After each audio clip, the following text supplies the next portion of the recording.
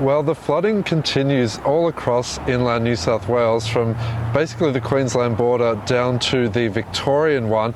Overnight and in the last 24 hours, the SES attended to over 200 calls for assistance in New South Wales and conducted 7 flood rescues. The main area of concern at the moment remains Forbes, where a major flood is ongoing. But just in the last couple of hours, we've got confirmation that the Lachlan River at Forbes has peaked at just above 10.55 metres.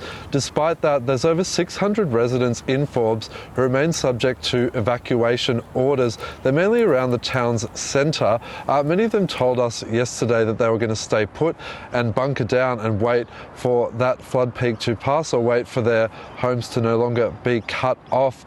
Further down the Lachlan River, there's a search continuing for a man to be believed to be missing in floodwaters at Hillston, which is about 300 kilometres northwest of me here in Wagga Wagga.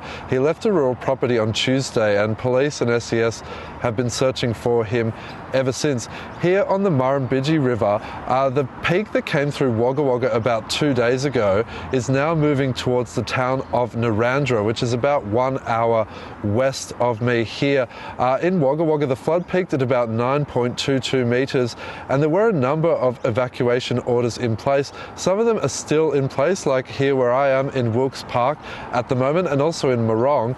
But in the last 24 hours, low-lying parts of North Wagga, the warning has been downgraded to advice, and just in the last hour at the Aura Beach campground, the emergency warning has been downgraded there. But as I said, the flood peak is moving towards Narrandera, where moderate flooding is already occurring. The flood is expected to peak there tomorrow, and the mayor has told me that the community are preparing, they're sandbagging, they're getting ready for what might come down on the Murrumbidgee River at Narrandera. And further south at the Murray at Barham, there is a major flood going on, and also at Moama, which is across the river from Echuca, there is flooding going on there. And around that area, there are concerns that the flood could get above the 1993 level. And finally, in the state's north, areas like Gunnedah, Weewaw and Warren, so they've been cut off, and they've been cut off multiple times in the past month, but there are concerns there that residents will still be isolated.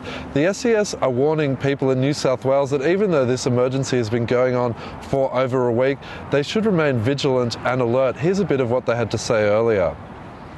Know your flood risk and know what you'll do when the flooding comes. Making a plan when it's flooding is too late. We really encourage people to make those plans now, particularly with the ongoing rainfall and wet season that we've got over the coming months.